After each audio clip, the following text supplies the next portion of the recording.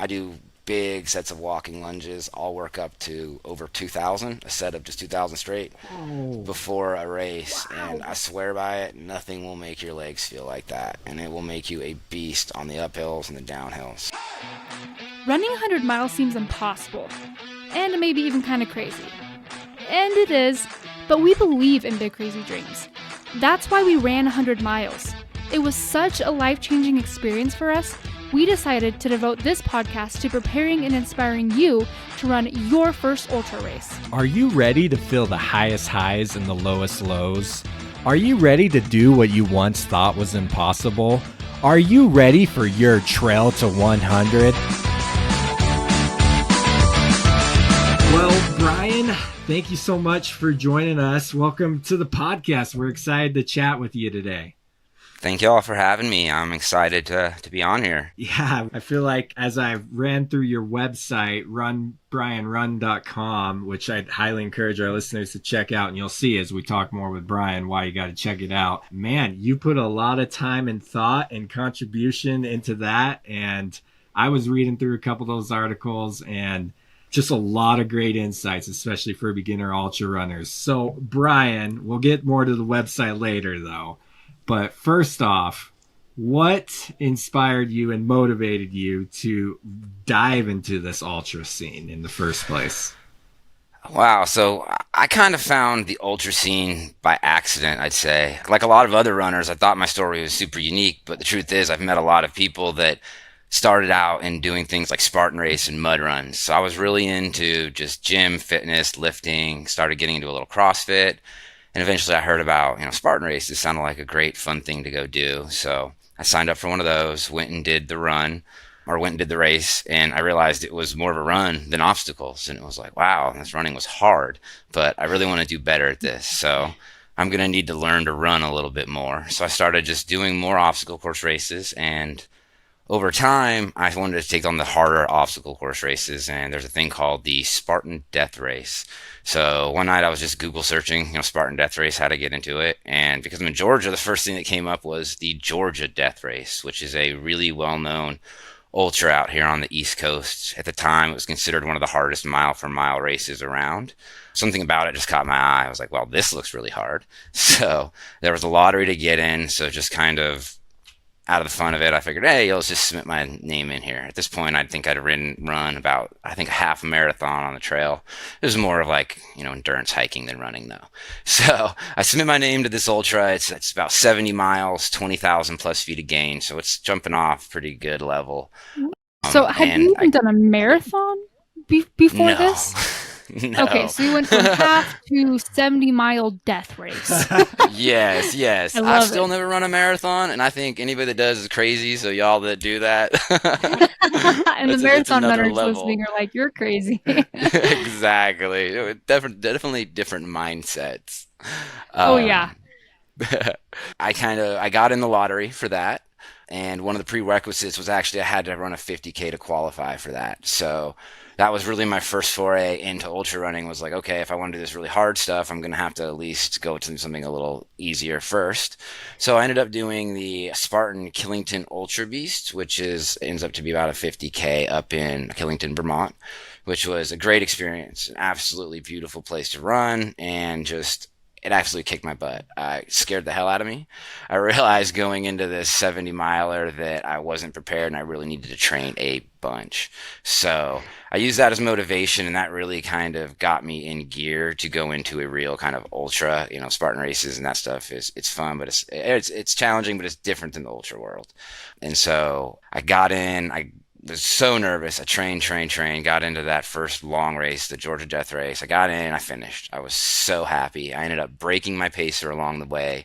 He's an Ironman athlete. He paced me for about 25 miles, and at the end, he was like, Bryan, just go ahead. I'm just going to roll down this hill. So Heck I yeah. take off without That's him, always the finish. goal. Exactly. If you can leave your pacer, you're doing something right. So I finished. I was a broken man for about a month after that, and I questioned if I ever wanted to do something like that again. But I continued. The World's Toughest Mudders came to town about later that year. They announced they were coming to Atlanta. So I was like, well, hey, I love this distance thing I'm pretty good at. I was able to survive that, and I loved obstacles, so let's go after World's Toughest Mudder. I jumped into that one and started out. My mom was telling me, looking back on it, she's like, I look at the race. She's like, she was going to bed, and she's like, he's an 800th out of 1,200 runners. Then she wakes up and she's like, he's 60th. Oh, he's 50th, 40th. So I started moving up, and I ended up finishing 23rd overall, I believe. And I qualified as a pro obstacle course racer, which was kind of cool. And what that does is allow me to go race at like elite level around the world. So that was really my next level of like, okay, I want to do more distance stuff. I ended up down and doing the World Championship for obstacle distance racing down in Australia, outside of Sydney. And I was able to place 10th overall elite, 6th overall elite male there. So that was a blast. And that was 2019. So going into it, I had really high hopes for 2020. So I was like, next level is sign up for 100 miler. So this is really where I wanted to jump into the ultra world and like, okay, I'm dedicated to running. None of these obstacles, let's go run. And so I signed up for my first 100 miler in 2020. It's a week out, the Run Rabbit Run 100 in Steamboat Springs, Colorado. And like, you guys know what happens. Wah, wah, wah. COVID. They canceled the race a week before. Yeah. Me and my whole crew, we have plane tickets out. And so everything goes on pause.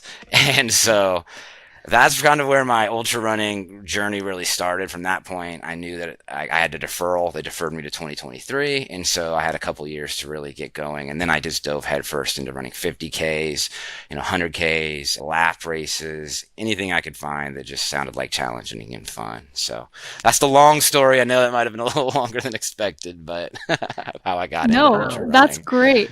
So did you do any races between 2020 and 2023, or did you just take that time to train? So we had plane tickets out to run the race. And so I had a group of friends that were going out there with me. And while we were out there, I was like, well, let's make the best of it. So we did we hiked some 14ers. We went out to the San Juan range in Colorado, which is just absolutely stunning. We pretty much toured the whole area. And what I found after training for that 100 miler was I was like, man, I can do these long trails and it feels great. We can just go crush and go see all those beautiful places. When I knew there were no more races, I decided to kind of focus on some other stuff, ultra oriented.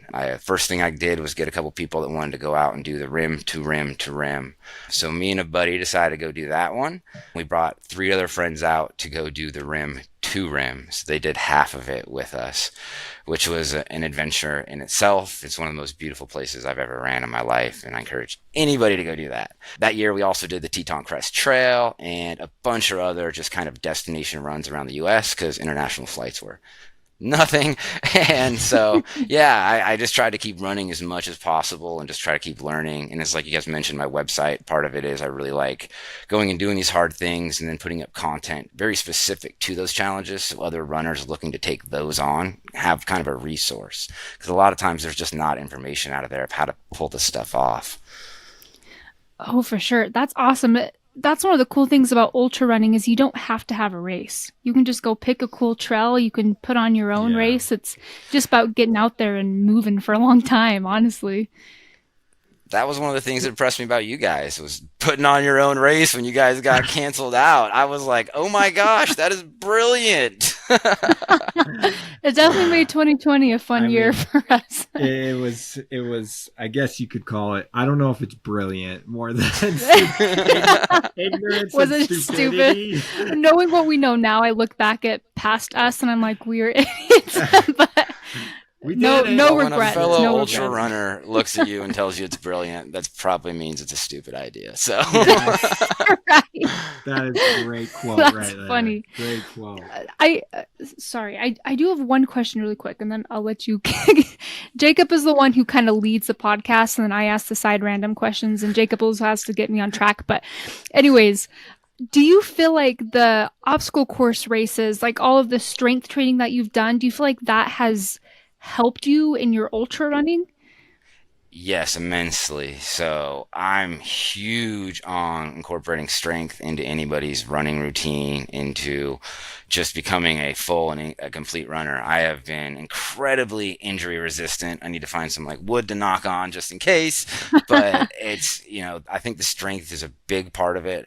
I actually have a training program for the rim to rim to rim that I'm really proud of because I've gotten so like I've gotten over 50 emails. I've got a bunch of comments on there about how it's helped people. And one of the biggest aspects of that is big lunge sessions. And Mm. those are absolutely great for not just inclines, but the declines. And I think that's where strength comes in a lot, is people underestimate how much vert just eats your legs over time. So yeah, I'm huge on strength training, incorporating that, well balanced, obviously, with, your running goals. Oh, I love it. I want to dive into that some more once we get Well, there. well, hey, let's just go in there. Okay. We'll bounce around a little too. Okay.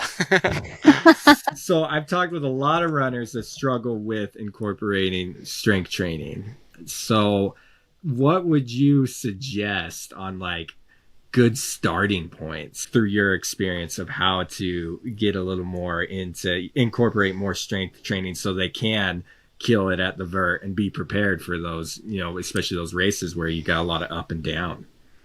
So I think for a lot of runners, especially if you're new to strength training, you haven't done it long in the past, you got to be careful coming in. If you can, obviously it's not in everybody's wheelhouse, but if you can, talk to somebody who knows what they're talking about. Not every exercise is right for everybody else. And one thing you'll find with a lot of runners that have just been running and running and running and they haven't been focusing on strength is they will have muscle imbalances. I see a lot of guys that come in and they don't squat right, or they don't do something just, and it's not that it's like, I'm not saying it's wrong when I say, I apologize. I shouldn't say that. It doesn't squat right. What I mean is they have an obvious imbalance. And if they started putting a bunch of weight on too quickly, it could lead to injury. So I think it's really important to understand, to have realistic goals, especially as a runner, and if you're going in to lift a bit. So a good place to always start is body weight. Body weight, if you perfect the movements a bit, and you can build a lot of strength doing that. But once you get past those base movements, I'm a huge fan of starting to add weight. I don't think you should be afraid to lift heavy at all. There's a great runner, Ryan Hall. He has the American half marathon record, and now he had a lot of injuries when he was a runner, and now he's jumped over to strength, and he trains a lot of really great athletes, and he's huge on big on one reps, deadlifting heavy, things like that. And I think those really, really do help. So I do think they're incorporated right, but it's all about, if you're jumping into something, anytime you're jumping into something new, you got to make sure you do it smart. And if you can find someone to guide you, good. And if not, try to find a resource like my site, your podcast, find something like that can help guide you in the right direction.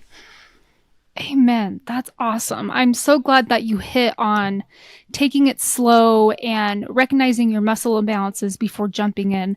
I think that's a big mistake a lot of runners, a lot of people make, is they're like, I'm going to lift weights. And so they go to the gym and they start, curling and doing all these machines. And it's like, slow down first, start with body weight. I like how you said, talk to someone who knows what they're talking about, identify your muscle imbalances, get those checked out first, focus on the correct movements, and then slowly add on weight. Exactly. It's important because you can get injured very quickly if you go in there and start trying to move weights you shouldn't be touching. So Right. I've done it in Right. the past. When I was younger, that was definitely me. So I'm talking from experience versus trying to talk down to people. Yeah. Agreed, 100%. So, Brian, sounds like you were going to do that first 100 and it got canceled, but then you kicked butt at your training by just figuring out ways to still enjoy ultra running even without races, and I'm sure that prepared you for when that first 100 came. So, take us to, when did the first official 100 come for you, and how did that go? Okay, excellent. Yeah, so I deferred to, I think correction earlier, I think I said 2023. I deferred to 2022 for the Run Rabbit Run, so my apologies there. So I ran that last year, and it kind of ended up being a blessing in disguise with the pause. Over that year, one of the guys I'd been traveling and doing a lot of running with, I was actually able to wrangle him into running the 100 miler with me. So I ran it as a team with a friend. So again, when I was listening to your guys' podcast, I identified with a lot you went through. In fact, I thought it was funny. I know you guys mentioned having like a little, like a little just quarrel at mile 18, and no joke, mile 18 aid station, I shot a little video of our race, and it's in there. Me and my guy I was running with just My girlfriend likes to say we had a lover's quarrel, right? Out there just talking about pace and stuff. We were definitely a little feisty with each other. It was pretty funny. Yeah. So I just was listening to your podcast. It made me laugh. I had flashbacks. But to answer the Something about mile question, 18, huh? yeah, exactly. It kind of worked out as a blessing. I was able to wrangle a friend to sign up with me. So I kind of had a training partner all the way up to it, and B, had someone to run the race with. So the Run Rabbit Run 100 takes place out in Steamboat Springs in September. It's a really cool event. It's a really well-known race. They have a huge like purse. I think it's the largest purse in ultra running currently for the racers, the pros that want to run it. And one of the really cool things, and one of the things I liked about it, is they do two starting heats. They do like tortoise and a hare. So obviously I was in the tortoise group, but you start at 8 a.m. and the hares run at 12. So you actually get to see the elites fly by you on some of this really cool terrain. So it's a really unique format. It takes place right in the town of Steamboat Springs, so it's beautiful. You run right up one of the ski slopes to start. Yeah, it was great to have someone to train with, and getting there and seeing the place. We went out about a week early to kind of acclimate to the elevation. The race takes place about 10,000 feet for about majority of the race, and here at Georgia we're at 1,000 feet. So getting out there early helped a bit. There's about 20K vert during the race, so it's a little spicy. A lot of great flowy trail, but yeah, so getting there was great. Everything was great. Hit the course. We started, and it was a blast. All the butterflies left really quick on the really first climb. We actually had kind of an interesting experience. So you start climbing straight up a ski slope. So you're going up a black diamond run, and all of a sudden when you start in these big hills, you kind of get caught in a conga line. You're just kind of moving with everybody, and you're just kind of going with the flow. You can't really step out unless you want to fully stop. And all of a sudden the conga line just stops, and everybody's looking right. And I'm like, what the heck is going on? And we got like maybe a 1 or 2 year old bear just barreling at the line of people. He gets about 8 feet out, just flips a big circle, then comes right back at us. We all kind of split, and he just takes off the other way. So at that point, all the butterflies were gone, and we just kept going up the hill, not believing what just happened. So that was the start of my race. That's Good awesome. thing that happened at the beginning, because if that was at the end, you'd be wondering if you were hallucinating or what. Exactly. Plus, you probably would have been alone at the end. Yeah. It definitely would have been a little more hairy, but it was kind of a way to shake you loose for what was yet to come. So yeah, I don't know if that answered the question. That was kind of the lead up to the 100-miler. Yeah. Yeah. So how did it, you mentioned that you ran it with your friend. Did you guys stick together the whole time? Yep.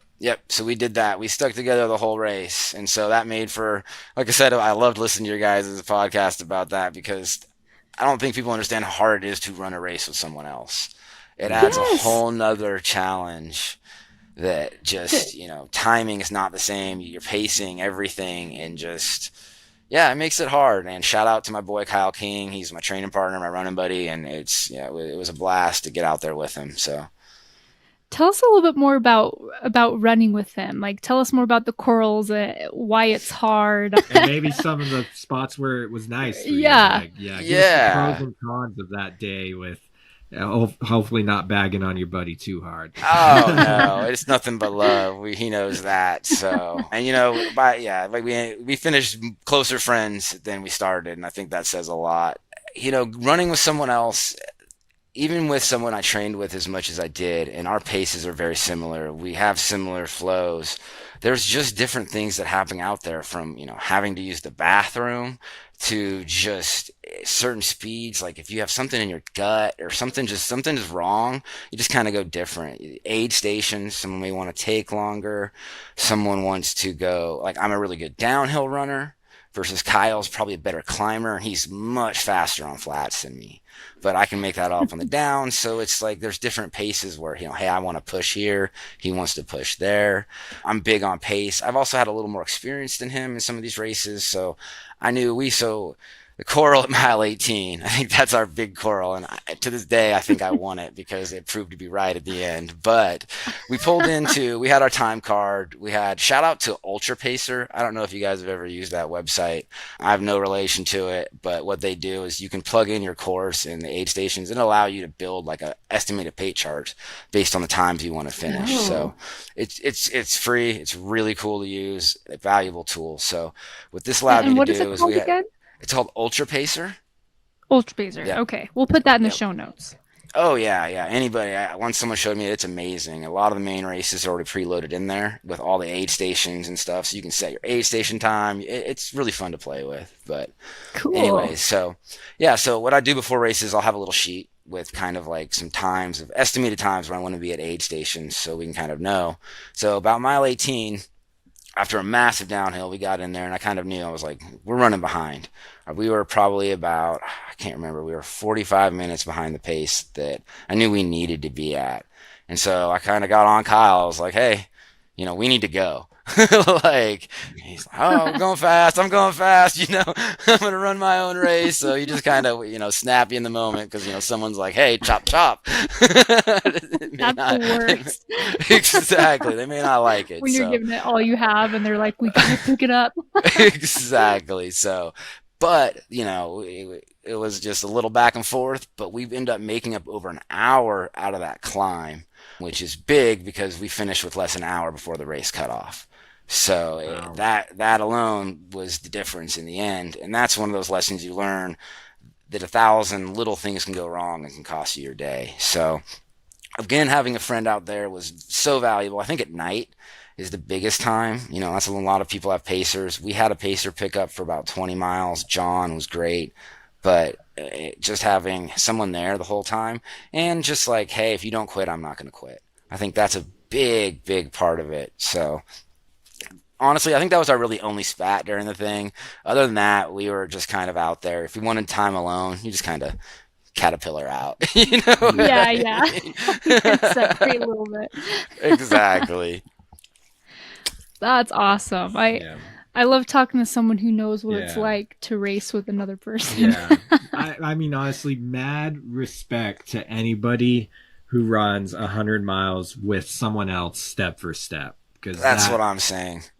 it's hard. Yeah. It's hard, and because it's hard enough to do it on your own, let alone maybe you're feeling good and your buddy's feeling crappy, so you got to slow down. And it can be hard to let go of like I could be making up some time right now, but and then vice versa, and then you feel guilty also when you're the one struggling and your buddy's slowing down for you, or your spouse, or whoever it might be. It's a whole different ballpark. So Well, mad respect. I think Yeah. like the emotions too. Not only are you managing your emotions and taking care of yourself, but it's like you're taking care of this other person too when you're struggling to take care of yourself, Yeah.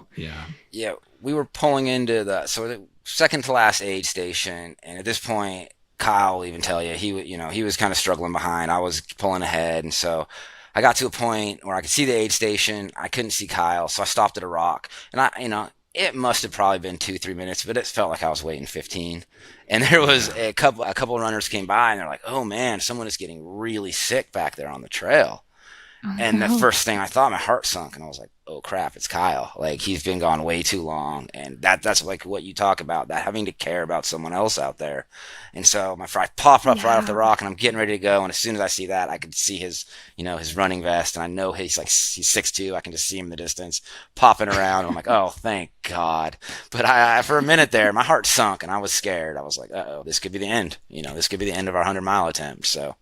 Yeah, just another thing to worry about amidst all the things that you Yeah. worry about on 100. Yeah, and then if only one of you end up finishing, you're just like, crap. Well, It this kind of isn't as taints sweet. the win a Yeah. little bit. Yeah. So you're always got that in the back of your mind, like we both got to get across this finish line. This isn't just a one-man show here today. Exactly. It's like, we started this, we're finishing it together. So, Yeah. Yeah. Oh, But it's so cool. isn't that what ultra running ultimately is about though? Like helping each other out, like reaching goals together, pushing one another. Like we talk about it being hard, but ultimately like like you said earlier, it's so rewarding when you're able to do that together and not only get yourself across, but help someone else, see them get across for the first time too. Oh yeah, oh yeah. I think even Kyle will tell you I dragged him across a bit, but it was worth it. I love it. I love it. So after your first 100, that was last year.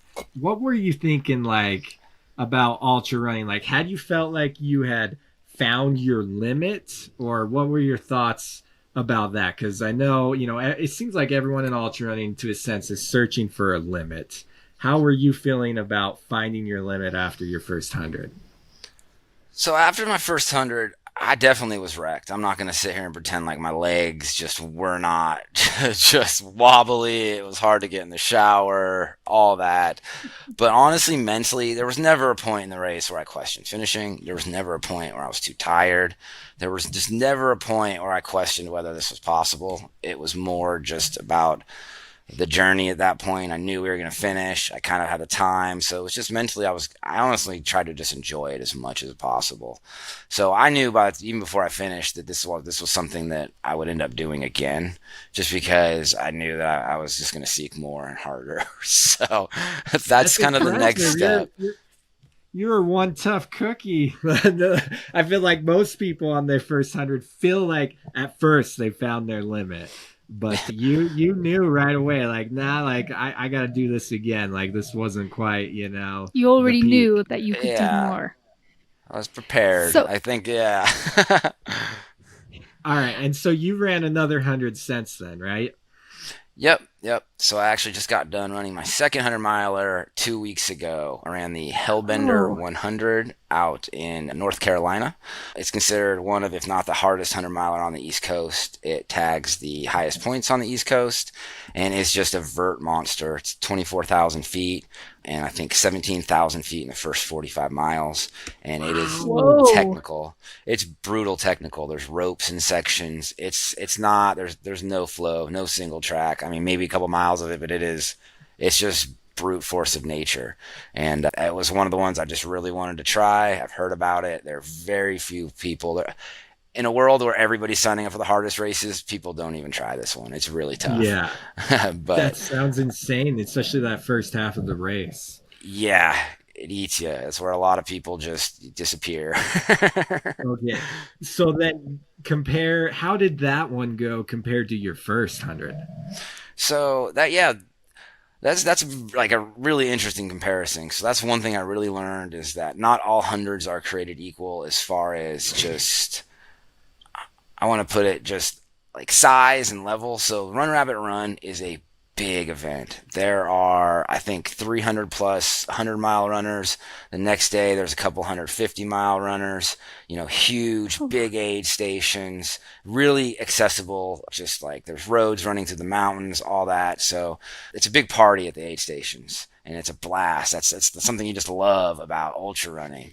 And then this one was a much more, they call it more of like a graduate style 100-miler. The aid stations were so remote.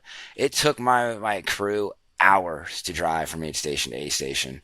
They were just so hard to get to. So understanding the difference of moving to like a more remote, more just a race that has higher implications if something goes wrong, just understanding the logistics and really having to prepare for that going into it was difficult. Just some of the stuff you had to carry. I mean, you had to make sure at all times you had to have jackets, bivy, a GPS locator, all this kind of stuff. So that's not typical for most racers and races, and you end up carrying just a lot of extra weight. And then, so just making sure your crew supplies and everything are really planned out and that people are there on time. So logistically, I think was the biggest difference. And then just the terrain. Not all races are created equal when it comes to, the type of trail you're running on. So this one was an absolute monster, not only trail wise, but heat wise. We had high 80s with 90% humidity. So it was brutal. I ended up coming out of that one with some swamp foot, duct tape, just holding my feet together. I don't know if you could share it, but I could send you a photo. I had duct tape socks on by the end of this one. So I want to see it. Wow. So, Okay, I have a lot of questions. First question is how did that go? Did that completely destroy you? Did you feel okay? Like just generally, how did that race go? So I trained. This race really did scare me a bit. Knowing the terrain, I've done this trails before, and just knowing what I was getting myself into, knowing that I wasn't doing it with someone. This was also going to be my first time doing it alone. So I trained and I trained and I trained, and it paid off big time. I felt great. I felt so good this whole race. I couldn't believe it. My nutrition was on. I think I've really dialed in my nutrition plan, really dialed in my deloading up to the event. And then just honestly, if I didn't have both my feet turn into just two giant blisters, I was still running at the end, but it hurt so bad. It would have been nice to, I think I would have crushed my goal time of 33 hours if my feet would have held together, but it was just so bad. Yeah. Wow. Wow. So what were some, like, getting a little more into specifics in your training and also in your nutrition? Let's go with both of those. What did you change or do that you think really helped you perform better? Okay, yeah. So first off, nutrition wise, I'm a big fan. I eat every 30 minutes. I found this to Awesome. be, yeah, I found this to really work for me on a couple different levels. And actually, my training partner does it too. And kind of a just comparison, I'm 5'8", 150-ish pounds. He's 6'2", 200 to 200, 195 to 205 when he's running. So this has worked well for both of us. And I find this works on for a couple of reasons. One, you don't have to eat as much each time. So say you need 120, 180 calories per hour. I can eat 70 every 30 minutes, and it's going to have the same effect. Two, I think biologically, I think it works better. Like, for example, you would never really run a car till it's empty, then put gas in, run until it's empty, put gas Yeah. in. And if you're burning 150, 200 calories an hour and you're eating every hour, you're literally going to the very end and you're topping yourself off. I think that really has a problem with digestion. I think that comes into issues for people. So 30 minutes has worked for that for me. And lastly, time wise, it makes the time go by really quick. You eat, then Mm. you're not hungry for about 5, 10 minutes. Then you look, you're like, okay, I got to eat in 15 minutes. Then you look down, you're like, I got to eat in 7 minutes. Well, what do I want to start eating? And as you do this every 30 minutes, the time actually just goes by so quickly. So I think that was dialing in the 30-minute eating period was really well. Next was making sure staying top of electrolytes, making sure I didn't get dehydrated. It was really, really hot. So having one bottle water, one bottle liquid IV, and making sure that I was doing those regularly and at aid stations crushing the liquid IV when I was done there. So nutrition wise, I think that was probably the biggest thing. My first 100, I had issues with nutrition that I didn't expect. Like I like those honey stinger waffles. I love them. But my first race was freezing and the honey stinger waffles froze. So I couldn't even eat them. Oh so, no. so things like that, I knew going into this one would be different. I'd take goos. I don't like to use goos the whole time. I just find that I can digest them quickly and easily when I need to. If I can't eat anything, I'll just pretty much put them in my mouth, drink some water, and suck them down. But that I really like. Otherwise, if you can, I'm trying to go more whole foods or real foods as I go. So lots of bacon, stuff like that.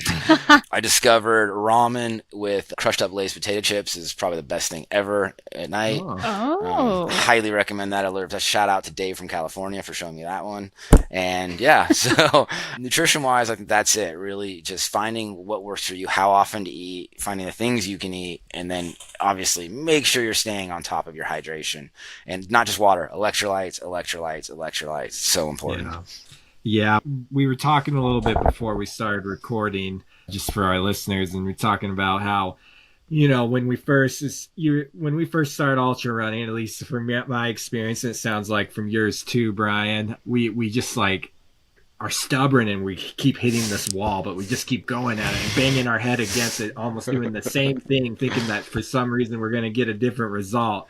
And for me, that was electrolytes. It took me like 3 years of ultra running to finally learn how to dial in my electrolytes and how important they are to feeling well and for your nutrition and hydration. So anyways, I think your advice here about nutrition and hydration is golden. And you give me more confidence. I'm going into a 100-mile race this weekend, actually.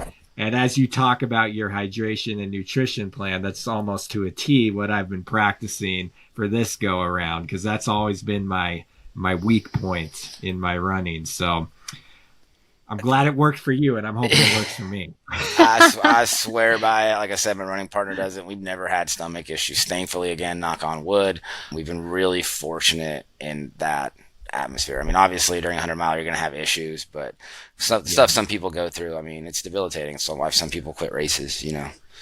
Yeah. Yeah, that's why a majority of people quit Yeah. races is because of gut issues. Now, Exactly. with training for that race, so what was the total vert again on that race? So That just 100 under that you 24,000. Okay. So that is a beast. How did you train for that kind of vert? So it was kind of two parts. It was training for not only vert, but training for really technical trail. A lot of it's just it's not switchback and flowy. It's big step ups, huge rocks, nasty roots, just things that catch you and pull you in. So I'm lucky. I live pretty close to Kennesaw Mountain, which is like an outdoor area here near us. It's not really a mountain.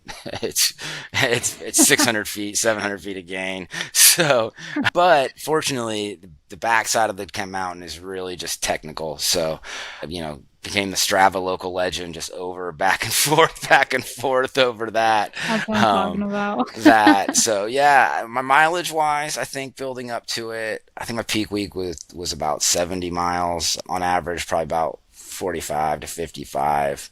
And then for vert, honestly, I swear by him, especially for these races, and this race was more of a testament to how good I felt. Huge lunge sessions. So I do big sets of walking lunges. I'll work up to over 2,000, a set of just 2,000 straight before a race. Wow. And I swear by it, nothing will make your legs feel like that. And it will make you a beast on the uphills and the downhills. So it is time to lunge. You hear that, everyone? Lunge your heart out. Wow, that sounds like you killed it on your strength training, which I'm sure helped you with the vert. Like, did you have like a weekly goal, like on vertical gain wise, like what you would put in that week total through your running on the vert? Or was it mainly just like, I'm just going to make sure I'm getting in my strength training and I'll get some vert runs in? Exactly. Making sure I had technical vert. So like I'm running up that 600 hill a bunch. And then another thing I did is made sure I had a couple really big downhill sessions. So the race itself has 5 3,000 foot climbs and descents. So you're pretty much going up and down the whole time. I think, I think we talked about earlier, the descents are really what eats people, and if you're not prepared for them. I read a couple studies that talk about how you don't need to do a ton of descent training, that really 1 or 2 sessions about a month out will prepare your legs to a large extent for a race like this.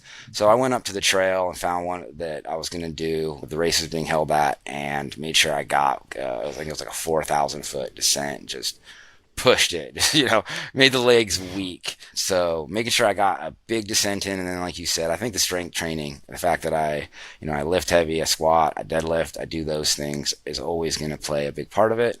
And then, like I said, I know it sounds crazy, but lunges. You can actually, like I said, if you read my blog, they're in my rim to rim training plan.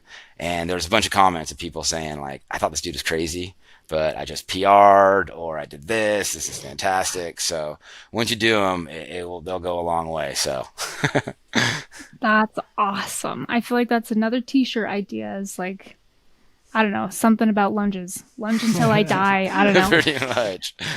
Run 100 miles, go do 2,000 lunges. Yeah. Okay, I'm telling you, I would question. rather do a 100-miler than do 2,000 lunges again, just to tell you the honest Oh, truth. I can't even imagine.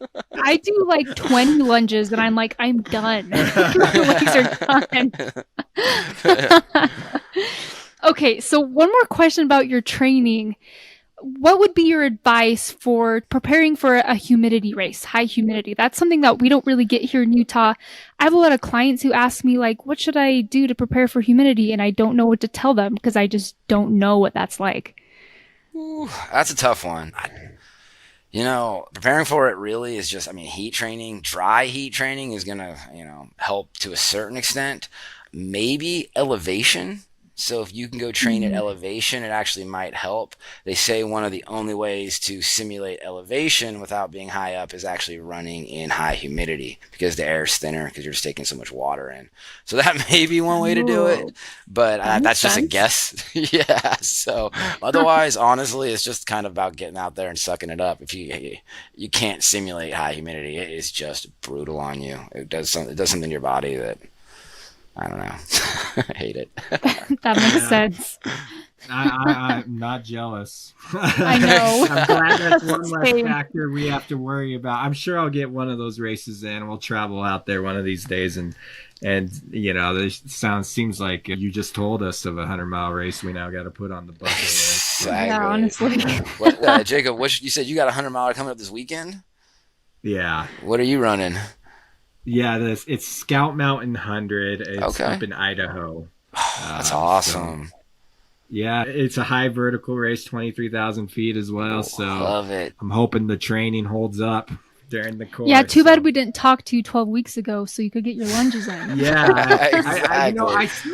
I feel like I got more lunges in though than I normally get You in. did do a lot of Good, strength good. training, that's true. I'm glad of it. I feel a little bit better after hearing about the That's lunges. going to pay off on those downhills. I'm telling you what. So that's awesome, man. Congratulations on just getting out there for that. That's it's harder than most people think to just step up to that starting line. So Oh yeah, it's terrifying. Yeah. it's so Yeah. terrifying. It really is. So Brian, sad to say, we got to start wrapping things up. Wait, but I have one more question before Okay. we wrap up. What do you think is harder, the obstacle course races or ultra running? Oh man, that is a tough one. So those 24-hour endurance obstacle course races, they're absolutely brutal. It's something that if you get a chance to try, they're a ton of fun because you pit every 5 miles. You can kind of make a fun day of it if you really want to, or you can really push yourself. And just the limits that your whole body is put through is pretty intense. That said, starting to get to these 100-mile plus distances, mentally being out there that long is really really hard. So I wouldn't say one is tougher. I think they all each have their own characteristics that can make you, they can help you find your limits or just provide a challenge. That makes sense. Yeah, for sure. Mad respect to a 24-hour obstacle race. Too. Honestly, that sounds crazy. Yeah, jeez. So, Brian, you have a website that you put together, runbrianrun.com, where you share, like you said earlier, a lot of your experiences and the tips and tricks that you've started coming across and what you're learning and how you found improvement. What motivated you to start this website? And tell us a little bit more about what you do with it. Yeah, so I really started the website as a kind of a resource for other people that were looking to try and do hard things, looking into getting into some of these more obscure races. Ultra running has grown quite a bit over the past like 4 or 5 years. Obviously, the pandemic had this huge boom of people just looking for information. And the truth is, a lot of it wasn't out there or it wasn't in digestible form where I think people were finding it. So my goal was to try and just create a really simple resource where people could find information on some of these very unique, running just races, running projects, stuff like that. And it's grown from there into, obviously reviewing products that I've taken on these trails, on these runs. I do a lot of reviews of scientific studies that are coming out related to running and fitness and just how it can encourage everybody and all the benefits. So I encourage anybody to check it out if you're just interested in, fitness and living a more healthy lifestyle. So Yeah. That's great. What an awesome resource. Yeah, and I thought I was scrolling through it the other day and just like you had articles there about a checklist for crew and pacers, Oh, that's awesome. to help them out. Like just articles like that, and like you said, you had the article talking about the rim to rim to rim, which that's a bucket list item for us. And it's like, oh, this is a great resource to, go to and to help be prepared. So like, I'd highly encourage it. It seemed like an awesome resource, especially, we still consider ourselves beginner ultra runners, been in the game a few years now, but it's you're constantly learning in the world of ultras, right? exactly. And I love how you talk about putting it in digestible form because there was a lot of stuff out there that just was almost over people's heads, or just for a person who works a 9 to 5 job. They're not professional athletes, but they need, just a few ways to improve that they can add in their training. And so that is awesome. We love what you're doing with that website, because that's what we're about here at Trail to 100. Awesome. Yeah, making it more accessible for people. Exactly. That's why I appreciate you guys having me on here, and appreciate what you guys are doing too. I think it's more people we can reach and get into this awesome community and encourage to get outside and just move. The more lives we can change. More people we can indoctrinate. Exactly. Awesome, So, guys. Bryan, before we leave, we ask every guest this question. What would be your top piece of advice for someone who's brand new to the ultra running world and decided they want to run 100 miles for the first time? Yeah, don't forget tempo walking in your training. Go into a gym, put your treadmill on like 4.2 miles an hour. That'll finish you 100 miles in 24 hours. And just grind. Put on a 3-4% incline. Start working up to a higher speed, and just get it so you can walk fast for a long time, because you ain't gonna run the full 100 miles your first time. So just incorporate that as part of your training. Obviously, running's a big part of it, but if you can walk fast late in the race, you're gonna get done a lot faster. That is golden. That's great advice. I think that's something a lot of people forget, is you just think with running it's a race. All the time, if Jacob and I, if it ever comes up that we've done a 100-mile race, I feel like one of the most common questions is, you ran 100 miles? And we always go, no. We speed hiked 100 miles. That's what I'm saying. I ran the whole thing. Yeah. Exactly. Yeah, no. You nailed it. And as you say, don't forget tempo training. It makes me think of, like, sometimes you'll have a run where, especially if you're going up and down a mountain, where you might feel frustrated with the speed and how quickly you're going, but like that'd be a great time like to really test, like, come back down to earth. I'm not going to be running my full 100, so let's just really try to gauge in my speed walking here, my speed hiking. Yep. Let's try to get this at where I can comfortably speed hike and maybe knock a minute or two off my normal walking pace here, so that's going to really help me come race day, For Exactly. sure. Well, Bryan, thank you for joining us here on the podcast. If our listeners wanted to reach out to you, have any questions about what you shared today, what's the best way for them to contact you? Yeah, reach out to me. My website, runbryanrun.com, my contact page there, or you can find me on Instagram at runbryanrun.com, or you can check out my group's running channel, Wolf Life Running, on YouTube is another great one where we film all of the random adventures we go on there. Perfect. And all of that will be in the show notes. Well, thank you, Bryan. We appreciate you coming on the podcast today. Thanks so much. Excellent. Before we get out, I don't know if you can incorporate this in. Can I get a shout out to my awesome crew members? I want to give a shout out to Kyle King, my pacer, and my running partner, Mel Ayers, my girlfriend, amazing, my mom. They were the best crew ever. I can't thank them enough. I couldn't have done it without them. I love it. Thank you. We should have everyone do shout outs. Yeah. I like that. Yeah, that was awesome. Big thank you goes out to Bryan Ellis for joining us on the pod today. He's had some cool experiences. Honestly. Yeah. I feel so motivated to get out there and do hard things. Yeah. Like he said, our race was canceled. We did our own. He gave us our props for that. But I also, a lot of props and respect goes to him. His race gets canceled and he just takes it, okay, I'm going to do ultra running related things so that when that 100 comes back around, I'm going to be even more ready, and that was a great mindset that he had there. He still went out and had fun. Yeah. Which is honestly what it's all about, really, right? Amen. Yeah. Amen. So anyways, Melody, what's your main takeaway from the pod today? I have a couple takeaways. I guess the less feely takeaway is the strength training. I just feel like it just keeps getting confirmed over and over and over again how important strength training is. And I bring up Sally McRae all the time because I'm kind of obsessed with her. And I just have always loved the idea of being strong. That's something that's always motivated me. And I feel like in the running world, we forget how important it is to strength train and to be strong. And we're not just runners, we're athletes. It's important to strength train and to do agility work and speed work. And there's so much more than just running. And that just really excites me. He talked about the obstacle course races, which I would really love to get into eventually. I did some Spartans last year, which were super fun. And anyway, so that was one takeaway. And then another takeaway was just his desire to get out and do hard things. And he has a lot of confidence. He believes in himself. And I just love that attitude of like always looking for the next big thing. I feel like in a different way, I can relate to that. Like, what a fun way to live your life, to just try new things and to learn new things and always be learning and growing, Yeah. Yeah, and my takeaway was similar to that with the learning and growing. It was more that what I got was learning and adjusting.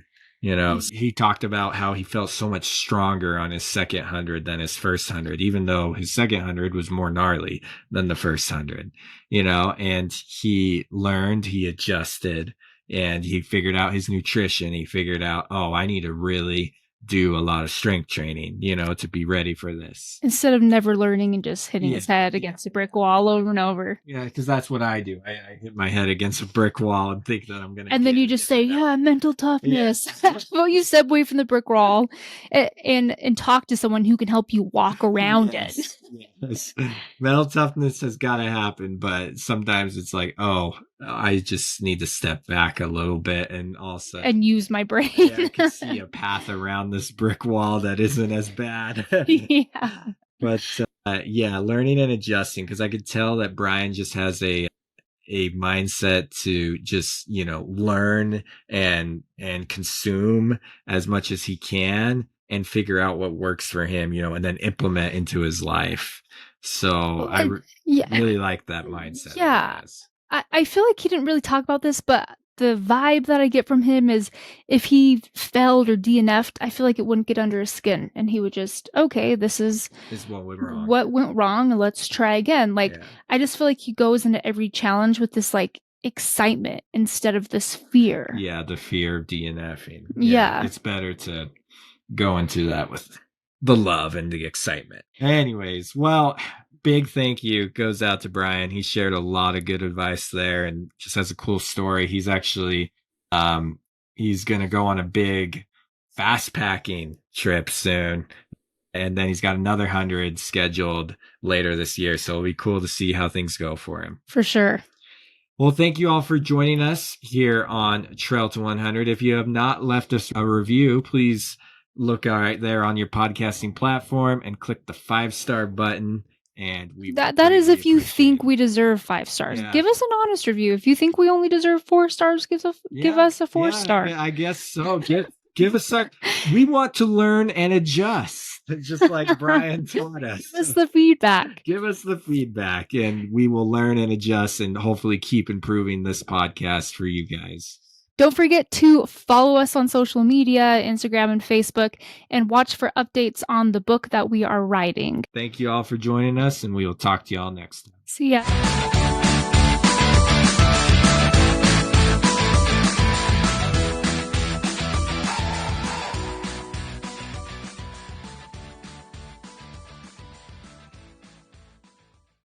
Hey guys, it's Melody here. Thank you so much for listening to Trail. It means so much to us.